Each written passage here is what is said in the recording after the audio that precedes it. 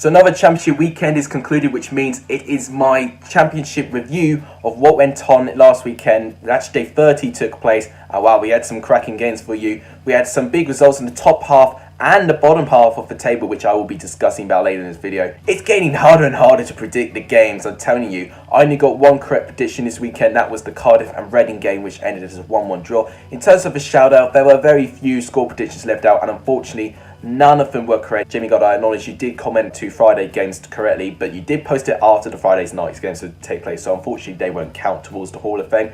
That is how it stands at the moment. It's very, very tight at the moment. Hopefully, as this channel might grow, we may get some new members. As always, if you like what you see, you want to see more championship content, I've got a little few things planned. A transfer window video I'm currently working on. Please make sure, if you want to see that, please make sure you do give this video a like. It is massively appreciated. Please share the channel to as many football fans and championship football fans as you can. All of that would be fantastically appreciated. Please subscribe if you haven't, or if you're new around here. All of that would really make my day. But without any further ado, let's crack on to what we learned in this weekend of the championship. So we're going to start off with Derby against Stoke. I did not think it was going to be as one-sided as it was. Derby absolutely demolished Stoke by 4-0, and it was a fantastic performance. Unfortunately, I didn't get to see it live, but when I did see the highlights, wow, I was so impressed for what I saw. There was the odd moment where Derby did give the ball away, showing their old characteristic self, but when they got it right, I said it before, they could really punish teams for it. And it was a moderately quiet start. Stoke probably had the best chance after Wisdom slipped, and then Tommins could have had a chance, but he poked it wide. Sam Vokes as well, I thought, was also a little bit disappointing for Stoke as well. But going back to Derby, I have to acknowledge they were absolutely terrific. Their first goal started and finished by Martin Waghorn. He picked out Forsyth, who made a terrific run down the left-hand side of the pitch, who did a sublime cross, and he headed it home past Butland, and that made it 1-0 to Derby. About 2 minutes later, Derby managed to score again and completely take the game into their control. Some fantastic individual play by Dwayne Holmes, managing to shift past 2 defenders, drive forward, square to Chris Martin, who's managed to smash past Butland, and that made it 2-0 to Derby. In the second half, Stoke gained a bit of momentum, but didn't really muster any clear-cut chances for me to discuss. But Rooney rolled back the years when he scored a terrific, just a sublime free kick from just outside the penalty box. It was inch perfect, top right corner, Butland couldn't do anything about it, and that made it 3-0 to Derby. And Rooney even had enough time to put a sword through Stoke when he managed to assist Jayden Bogle, who made a great run down the right, and scored from just outside the penalty box, smashing it past Butland. That made it 4-0. I was a little bit disappointed how Stoke really struggled to create anything that challenging for Derby. Derby found it way too easy to get forward. Stoke had more corners and in fact had more touches in the opposition box, but they didn't really make their chances count. And you can spend a lot of time in the opposition box, but you need to take your opportunities. Derby did, and that's why they won. This sees Derby 10 points below the playoffs at the moment on 40 points. I have to say, it is a little bit of a great recovery that they're going on at the moment, Rooney being the magician of it. Who knows, if they can continue this hot run of form, maybe they can try and sneak into the playoffs, considering that this season's been full of unpredictable scenarios. With Stoke, they're not safe just yet. This 4-0 defeat does add a few question marks back into it. They were terrific against Swansea last weekend, but then you've got to consider, you know, they need to do this consistently. If they don't do it consistently, they're going to be in the danger zone again. And so the other Cardiff game was against Cardiff and Reading, which ended as a 1-1 draw. Funnily enough, that was the exact scoreline that they had against each other last week when they played in the FA Cup. And it was the same 2 scorers that scored as well. It was almost an identical game that happened last week. Only it was Reading that went ahead first. It was Yaku Meite who scored it. Ajaria put a defence splitting pass, finding Sam Bulldog. He did very well to cross past 2 defenders to find John Swift. He managed to lift the ball to Meite's head, and that made it 1-0 to Reading. And Reading were ahead for a lot of that game. But I would say Cardiff was slightly ahead in terms of the run of play. They mustered more chances. Lee Tomlin had a chance, but he hit it way over the goal in the first half. In the second half, they eventually got awarded from their great spell of possession. Will Vokes did a really long throw, and Morrison in the Reading defence had a bit of a mix-up. He headed it onto his own post, and Patterson managed to react quickest and managed to smash the ball into net, and that made it 1-1. There weren't that many opportunities in that game, actually. It was quite a quiet affair. But this win does see Cardiff just 4 points below the playoffs now, so they're not quite out of sight from the playoff challenging yet. With Reading, they've dropped down a couple of places, with Derby now overtaking them in points. So Reading have got to be a little bit careful. They're safe from relegation, I'd say, but they need to try and pick up as many points as they can if they want to have a respectable position. But overall, this was the one game predicted right. I said 1-1, this ended 1-1, so I'm happy with that. And what an unbelievable scoreline we saw at the Cacom Stadium. Hull City 1, Brentford 5. It was an absolutely terrific game, just a rampant performance by Brentford. But with Hull, it was a very, very flat and disappointing performance. I expected Hull were going to struggle. When I recorded my score predictions video, I didn't even know that Grzycki left for West Brom at the time. I don't know what to make of Hull's chances in the second half of this season, but we'll talk through the goals. The first goal came from Ben Rama, first of his three. A short corner taken by Jensen. Hull were caught asleep defensively. He shot from just outside the 18-yard box, hitting the corner of the net. That made it 1-0 to Brentford. Minutes later, Brentford doubled their lead. Ben Rama was instrumental in the goal. He managed to skip past George Honeyman and deliver a very inviting cross. It eventually ricocheted and came back off the head of Reece Burke, and that made it 2-0. But then, David Raya Martin, what on earth happened there? He gifted Hull a lifeline when Tavasoli managed to shoot from distance. He was a good 50 yards out. I don't know why he did it, but maybe he saw that Raya was not concentrating. It went through the legs of Raya and it went through the net. It was a comedic goal from him. Obviously, he's been terrific for Brentford, but he's also had times where he's made a few howlers, and that was one of them. He's got to be very, very careful, and he's very lucky that Hull did not grow into the game and take more of their chances, because they didn't, and that is what was a bit more disappointing for Hull's perspective. But in the second half, Brentford really cranked up the pressure. 10 minutes into the second half, Ollie Watkins, the top goal scorer of the Championship, managed to make it 3-1. Henry doing very, very well down the left side, looping a fantastic, powerful delivery, finding Watkins, and that made it 3-1. It then made to 4-1 when Ben Rama managed to score. Once again, terrific play this time down the right, and it was squared to Ben Rama, who managed to shoot it past George Long. And then for the fifth goal, everyone was literally trying to shoot. Their new signing, Disfalogu, had a shot, but it was saved by Long. But then Ben Rama, completely unmarked, smashed in the net, and that got a hat-trick, and that made it 5-1. It was a very special day for Ben Rama, obviously making a tribute to his father, who did die last week. My thoughts go out with him and his family who are dealing with this. Very touching moment. He ran over and hugged Thomas Ronk as well. It was a very, very touching moment, actually, and one that really got me feeling something as well in terms of a neutral Championship fan. Hull were very disappointing in this game, as I mentioned, especially after Brentford gifted them a goal. I thought they were going to build up and really put them under pressure, which to an extent they did at times, but they didn't really muster any clear chances that were really going to threaten Brentford, so that was the disappointing part on my part. But at Brentford, this was a very important win. It now puts them back in the picture for promotion following Leeds losing this weekend. As with Hull, they're comfortably mid-table, but they're not in a very good run of form at all. They need to try and fix that form as soon as they can if they want to have a chance to gain a respectable position in the end of the season. Then we had another entertaining game, well, the first half at least, at Craven Cottage, where Fulham won 3-2 against Huddersfield Town. It was a game where I think Fulham were absolutely sensational in the first 30 minutes of the game. They took the lead 10 minutes in by a terrific solo goal by Bobby Reid. He controlled the cross very well from Michael Hector. I know him obviously from Chelsea. He chested it and did a terrific touch to get past Junior Bakuna. He did well to kind of cross past Richard Stearman, and he drove his shot past Coleman in goal. It was an absolutely brilliant solo goal from Bobby Reid. For the second goal, it was scored by Tom Kearney. Cyrus Christie on the right got a really well weighted pass to Kearney. He flicked it up and volleyed it first time past Coleman. It was terrifically controlled. That made it 2-0. And then for 3-0, it was Kearney involved again. He managed to make a terrific pass to Joe Bryan. He managed to square it to Mitrovic, and that made it 3-0. And I thought Fulham by then, they were going to win, but how many were they going to score? But no, Huddersfield, to be fair to them, really got back into it. A couple of minutes later, Emil Smith-Rowe continues his scoring form at the moment for Huddersfield. It was a set-piece situation. Bakuna managed to deliver a free kick. It was then received by Schindler, who managed to set off Emil Smith-Rowe, and Odoi, despite trying to challenge him, he managed to poke it past Rodak, and that made it 3-1. And then minutes later, Huddersfield score again. Emil Smith-Rowe again, once again involved, providing assist, managed to square it to Steve Mounier, and that made it 3-2. And I thought we had a fantastic game on our hands.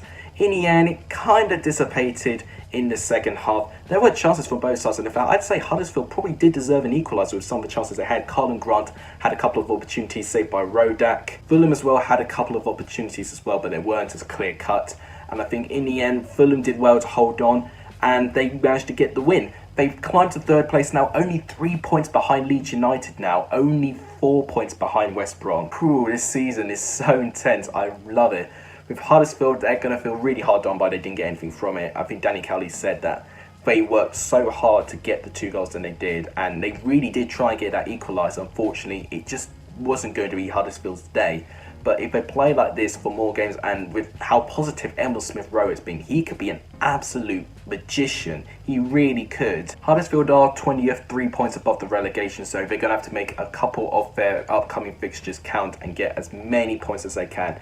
I think if they pick up about 3 or 4 wins, I think they'll be okay. And then to a game where I said this last video. I was going to predict that Birmingham were going to get a shock home victory, because it'll be a typical championship game if Nottingham Forest, the team in form, loses against a side not strong in form, but they have a pretty strong home record.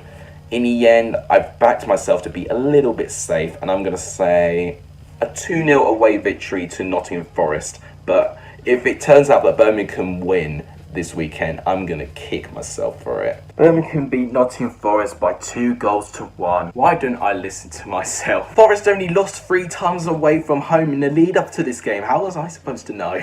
Well, Forest did take the lead, and I thought I was going to nail this prediction, as I tend to do. Thiago Silva managed to score it. It was a counter-attack like I said they would in my prediction. Joe Lolly piled forward while Birmingham chiefly gave the ball away in their own half. Nolly gave it to Thiago Silva in the left-hand side and managed to smash it past the camp, and that made it 1-0 to the away side.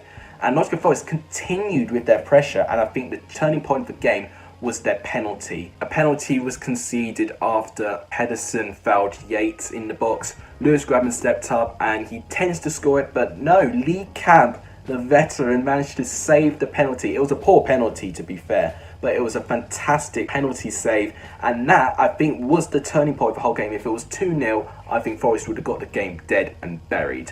And from that penalty miss, it kind of rattled Birmingham and got them back to life. Eventually, in the midfield, they managed to find some space. Jeremy Bella managed to have a little bit of space. He managed to whip the ball to Jukovic, managed to head it back to Scott Hogan to score his first goal in his first appearance for Birmingham. He's already 1 goal away from matching his goal tally in Stoke in just 1 game already, which is incredible. Their second goal was definitely not pretty. They were lucky to still be equalising after Forest did hit the crossbar near the start of the second half. It wasn't pretty. It was from a Jeremy Bella corner, and I couldn't really tell you what happened. It was just a complete scrap. No one was able to get the ball. Bryce Samba didn't manage to claim it.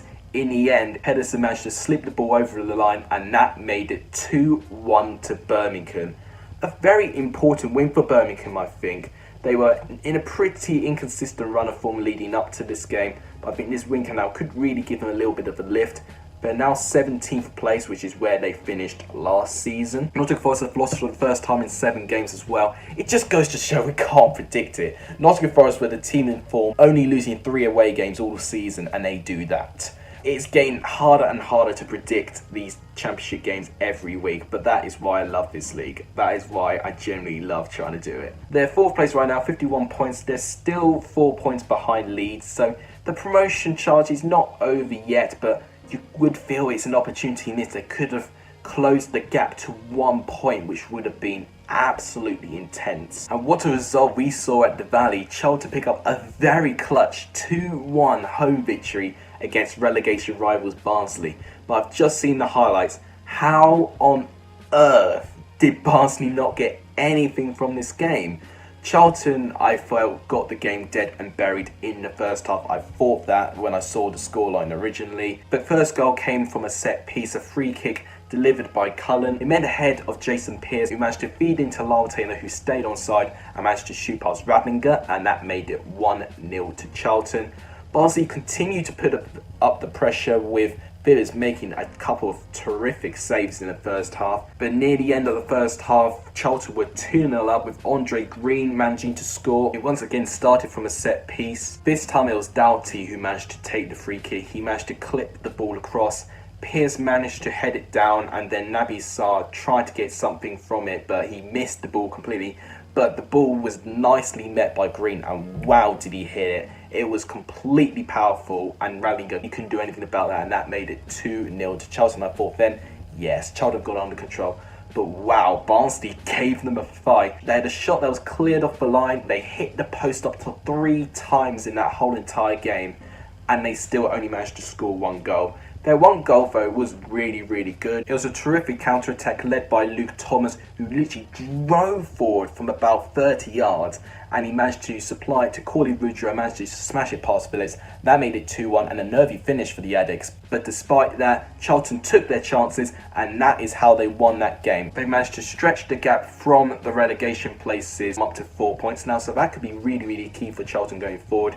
As with Barnsley, it's a blow. They're now tied on points with bottom place Luton Town. A fantastic win for Charlton, but very unfortunate for Barnsley perspective. Now, this result, we definitely need to see what I said last video. As of this game, I am so tempted to say Wigan will win this game and that Lightning will strike twice. However, I'm going to say that this is going to be a 1-1 draw. I actually don't think Leeds will win this game. Lightning did indeed strike twice. Wigan got their second away victory this year with a 1-0 away victory against Leeds United. Unbelievable. I could go on and on, but I'm literally just like a broken record, as Frank Lampard would say. Leeds had so many chances, but could not take them. They hit the post, bed, shots cleared off the line. Literally nothing was going for them. Jack Harrison had so many chances. There was one opportunity where if he got his footing a bit better, that would have been an easy tap-in. Bamford had a header in the second half, which he could have controlled better, and he was frustrating himself, I can see that. And Wigan's literally only one opportunity came in, and it wasn't even an intended opportunity. It was a very unfortunate own goal by Pablo Hernandez, who tried to defend a corner.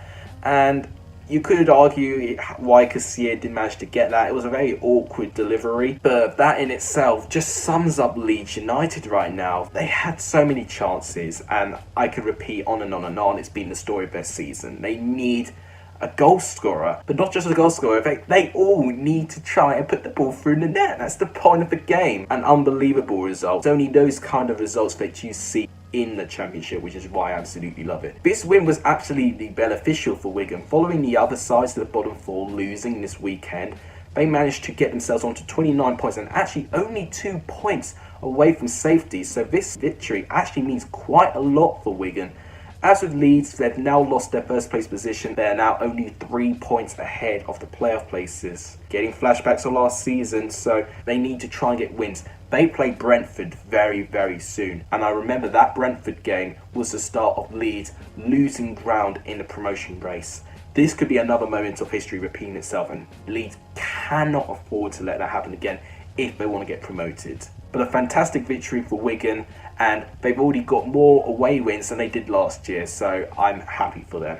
So at the Riverside, Middlesbrough and Blackburn managed to play out a 1-1 draw. And I have to say, with the highlights, if Blackburn actually kept their lead, this would have been the second biggest robbery, with Wigan picking up an away victory against Leeds United, because despite the game being quite low in quality overall, Middlesbrough were absolutely rampant in terms of their chances. Blackburn literally had one chance, and that was their goal.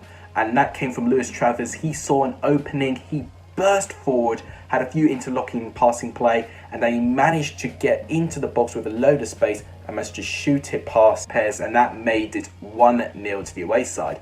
But Middlesbrough continued the pressure. They hit the post in the first half. Walton made some terrific saves in both halves as well, both involving some headers as well. There was a few set-piece situations that Middlesbrough could have done better to try and hit the target on, but in the end they managed to equalise from Coulson, with Walton managing to parry a save, but it went straight to Coulson. There was claims he was offside. I don't think he was offside. He managed to simply tap it in, and that made it 1-1. I'd say it was at least of what Middlesbrough deserved. If anything, they deserved to win the game, but they just weren't clinical enough, so that's why they didn't get anything out of it. As with Blackburn, even though they didn't really play great in that game, they did very well to actually get a result out of it, and that's been the difference with Blackburn this season for me. They've managed to enter the top 10 in the table at the moment, Blackburn, with 44 points as well. They're 6 points outside. Realistically, they could have a chance to continue to improve their result. As with Middlesbrough, then 36 points, they're pretty safe, I'd say, from relegation right now. They're 5 points ahead of Stoke. Unless they have a calamitous drop of form, I don't see Middlesbrough getting relegated in my opinion. Then we have Preston and Swansea drawing 1-1. I think the result that both sides realistically did not want in this game, and it does see both of these sides fall out and lose ground a little bit in terms of the playoffs, with Preston being 3 points outside the playoffs and now Swansea being 4 points outside the playoffs. When we talk about the goals, and it was a fantastic day for the new January signings. Scott Sinclair managed to score his first goal for Preston against his former club, of course. He did very, very well keeping the ball, and he just drove forward a fantastic solo goal, scored from just outside the 18-yard box past Woodman, and that made it 1-0. But minutes later, Swansea, who I thought started quite well in that game, got their rewards and got back into it. The amount of passing and the different players it went to get to the goal, it was terrific. It was a brilliant team goal by Swansea. Was I offside? For me, I don't think he was. I want to see it again. He looked a little bit on an offside position, which I think is why Preston stopped playing for a little bit, but he managed to square it to Ryan Brewster, who's continuing his red hot form, scoring 2 goals in his first 3 appearances for Swansea, scoring past Rudd, and that made it 1-1. And Swansea continued to crank up the pressure. Conor Gallagher looked pretty dangerous. He had a few opportunities, but he hit it over the goal. Preston themselves didn't really test Swansea till the latter stages of the game. Woodman didn't really need to do anything at all. In fact, Declan Rudd didn't even really need to do anything at all. It wasn't the best game of quality. What I will say, both of their midfielders did really, really well to dictate the play and to break up the play. So Matt Grimes and Ben Pearson both did very, very well in that game, I thought. As I said earlier, it was a result I don't think either of these sides wanted. I think both of these sides will need to try and take their chances and get wins against sides above them, because if they don't do that, they'll lose ground and they'll lose the potential to be in the playoffs. But if they get positive results, I'll say they're right back in the talks for the playoffs. What an important victory this could be for Bristol City. They picked up a clutch 1-0 away victory against Queen's Park Rangers. And can I just say, Famara Jeju, wow, what a game he had for Bristol City. He was a constant threat to that Rangers back line. He scored 16 minutes in. Hunt managed to dispossess Eberici Eze, looping a fantastic delivery to meet the head of Jeju to get past Lumley, and that made it 1-0 to Bristol City. And I'll say that Bristol City could have scored so much more, and Jeju once again was the guy that was really leading that attack. He could have scored 2 or 3. He could have had a hat-trick. He really could have with the chances that he had.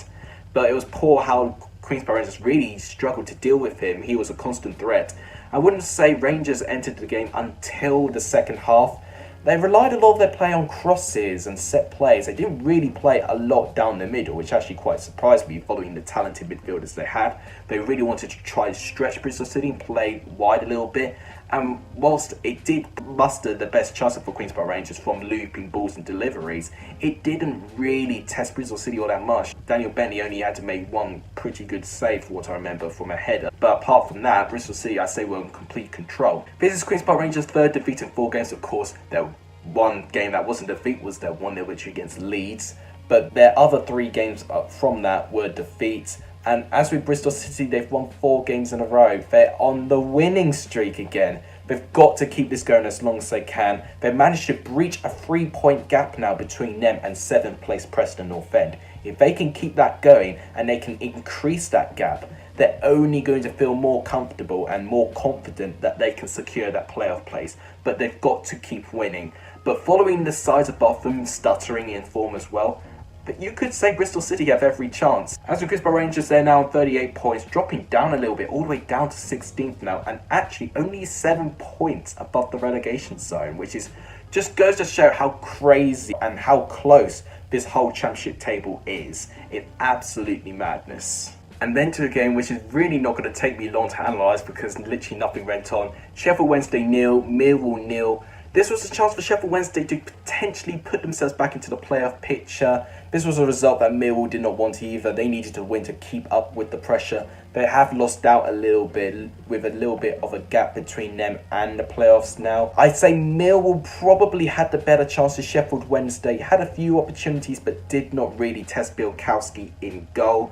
Millwall got into the best positions from the play in the midfield. The best chance in the whole game came in the second half, with John Dudley Butharson was literally 1-on-1 with Cameron Dawson, who simply just needed to square around him and score. He tried to chip, but his chip was horrendous, to be polite. It really, really was. And it literally summed up the whole game. Lacking in quality and lacking in goal scoring opportunities. Sheffield Wednesday might take this point forward in their really poor run of form at the moment, but I can see in their performance they're really low on confidence. They're not playing as quickly and as fluidly as I've seen them in previous games. As with Millwall, they'll be left frustrated. They didn't get anything from this game. They did have a couple of chances and probably were the closest team to scoring the winner in the end. But in the end, they just did not take their chances. So it ended as a 0-0 draw. Disappointing game, disappointing result. The bad side of the Championship. But the contrast you get with a 5-1 away victory and a 0-0 draw, with diversity in every Championship game, is why I love the Championship. This is basically my episode saying why I love the Championship. And then the final game to go through this game was our top versus bottom encounter. West Brom finally winning for the first time in 7 games with a 2-0 home victory and a clean sheet against Luton Town. Callum Robinson made his debut for West Brom in this game, and I have to say he really was the main contribution to West Brom's win. He was driving forward on the left side and he contributed to the first goal. He tried to pass the ball to the defence, but it was turned in by Daniels, so it was an own goal in the end. West Brom continued to have chances, but they weren't really in the greatest quality, and I wouldn't say West Brom were at their best either. Luton didn't really test West Brom that much. They had a couple of moments of where they looked quite dangerous going forward, but nothing really creating into chances. Eventually, West Brom wrapped the game up in the second half where Ajayi managed to head the ball in. Some of the defending for Luton second half was literally diabolical, if I had to be really, really honest with you. They looked scared, disorganised. Half of them don't even look like they know what they're doing. Sometimes they try and play out for the back, sometimes they panic and they do a loose pass, and then that is literally how they shoot themselves in their own foot. But Ajayi managed to head the ball in from a fantastic delivery, and that made it 2-0 to West Brom. It was a very important win for West Brom. They're now back to the top of the Championship, only just though, and they need to be very, very careful that they keep this run of form going. But if Callum Robinson can influence the game as much as he did, I think he could be the signing off the January transfer window, I think. As with Luton's not a positive result, obviously this has been their problem. After winning last weekend and then losing, they've never really been able to be on a fantastic run of form to push Luton up the table. So that's what has been Luton's struggle all season. But a great victory for West Brom. They're now back into winning ways. So that will wrap it up. Okay, so I'm going through my play of the weekend, goal of the weekend, and result of the weekend. Result of the weekend can only be one. For me, there could have been so many. We had 3-2 Fulham Huddersfield. We had 5-1 Brentford and Hull. But for me, it has to be the shock victory. Leeds 0, Wigan 1. A fantastic away victory from Wigan. Literally very undeserved, but that is why I love the Championship. Leeds once again shown that lightning does strike twice, and Wigan gained their second away win, which they don't come all that often. So I'm going to say the result of the weekend is Leeds 0, Wigan 1. Goal of the weekend was difficult, but for the nostalgia, I'm going to say that it will be Wayne Rooney who gets the goal for the weekend. It was a fantastic free kick, literally position, but there could have been so many other goals I could have given it to. Finally, the player of the weekend. This was another really tough one to pick. Could have picked a few debutants in the game. Could have picked Scott Sinclair. Could have picked Ryan Brewster. But for me, for the significance and the hat-trick he scored, I'm going to give my player of the weekend to Said Benrahma. As always, if you've got anything to ask, my Twitter's always on the screen. You can always follow me there and tweet me or message me, I don't care. But that wraps it up for that video. If you guys liked what you see, please make sure you do give this video a like. It is massively appreciated. Please share the channel to as many Championship fans as you can. And please subscribe if you haven't, or if you're new around here. All of that would be terrifically appreciated. But thank you guys so much for watching. You guys are legendary if you saw the end of the video. And as always, take care.